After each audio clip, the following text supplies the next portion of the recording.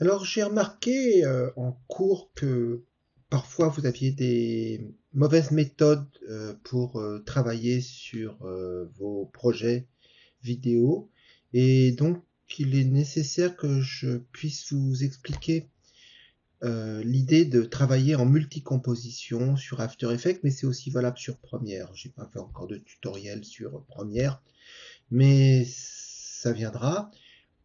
C'est beaucoup plus simple à utiliser qu'After Effects. Mais je peux vous aider là-dessus.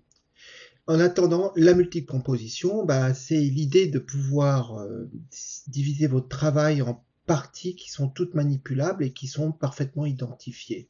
Alors pour faire l'exercice, tout simplement, je vais sur Illustrator et je vais faire une série d'images. Donc je vais faire un nouveau fichier, voilà, qui est en pixels. Hein, on travaille toujours en pixels en vidéo quand on prépare une image. Donc je clique sur Pixel et là je vais faire 1920 par 1080 pixels. Voilà.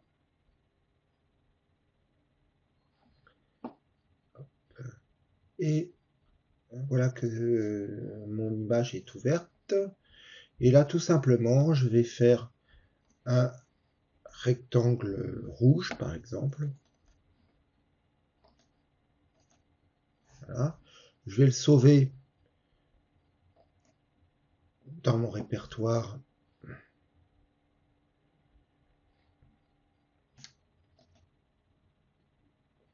Voilà, donc je fais un rectangle rouge. Ensuite, je vais donc le sauver.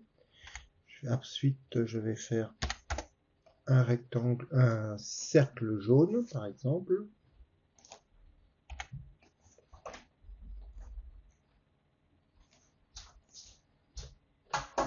Une ellipse.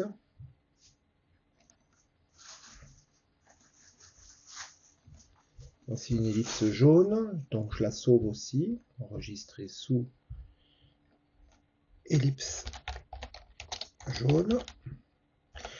After Effects prend les fichiers Illustrator, donc c'est pas un problème, j'ai même pas besoin de faire d'exportation. Et je vais faire un triangle.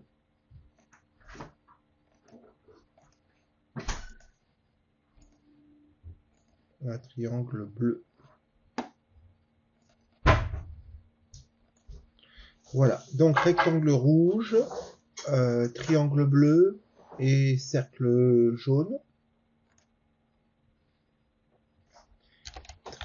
Triangle bleu.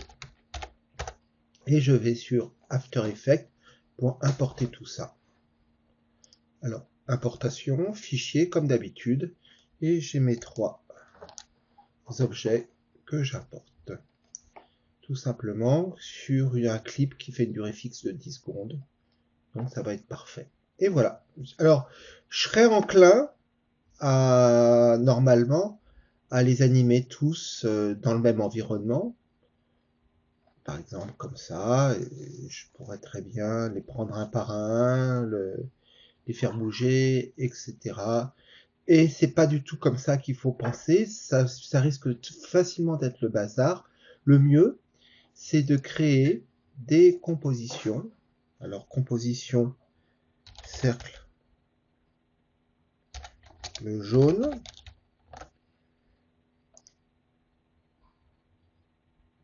Nouvelle composition,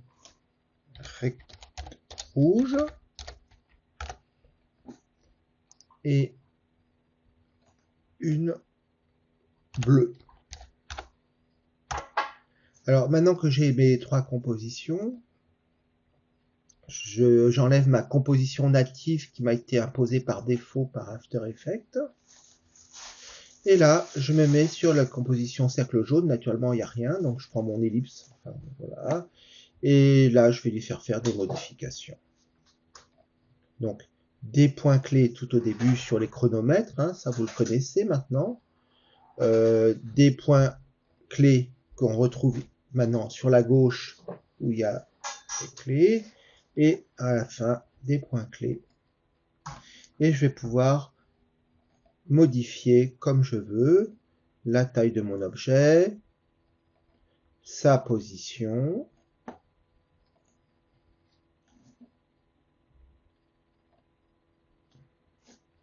Et à chaque fois que je fais une modification ici, vous voyez que ça crée un point clé ici. Donc là, je me retrouve avec une animation.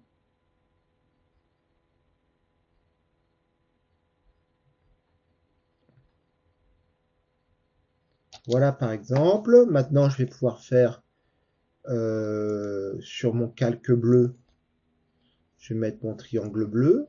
Le triangle bleu, je vais le déplacer comme je viens de faire pour le précédent. Je mets des clés au début, je mets des clés à la fin, et au milieu, je lui fais subir des modifications de toutes sortes.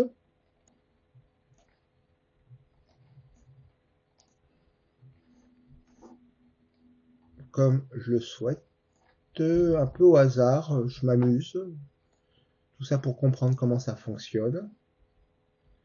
Vous voyez que part du début, et il se déplace. Voilà, tout simplement. Donc ça ressemble au tutoriel du début de After Effects, et vous allez voir que ça va vous apprendre un truc supplémentaire. Donc j'ai mon rectangle rouge maintenant. Je mets le rectangle rouge et je fais les mêmes modifications. Par exemple,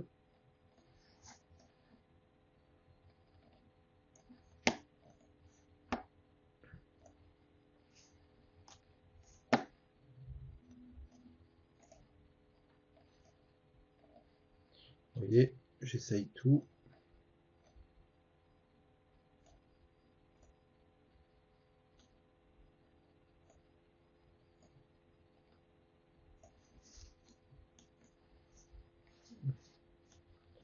Voilà. Eh bien, pour travailler correctement, maintenant je fais une composition de la même longueur qui s'appelle intégration. Et dans cette composition, je mets ma composition rouge, ma composition jaune et ma composition bleue. Et là, je les fais tous travailler ensemble. C'est comme ça qu'il faut bosser. C'est vraiment la bonne méthode, parce que là, je pourrais très bien modifier le mouvement de la composition bleue et contrôler par ailleurs sur un autre écran le résultat. Donc si j'ai ma composition intégration, vous voyez que là j'ai mon calque d'intégration et mon calque bleu.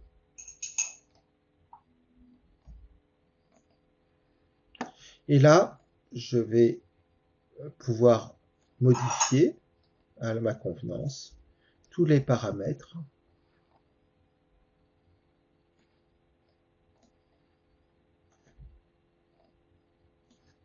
Et je retourne dans mon intégration et je vois qu'il a pris en compte les modifications que je lui avais données, tout simplement. C'est ainsi que fonctionne After Effects, Premiere et de nombreux logiciels. Donc n'oubliez pas cette organisation en pièces détachées. Vous verrez que sur d'autres effets, ça peut être très utile, notamment sur l'effet écho que je vous apprendrai un jour.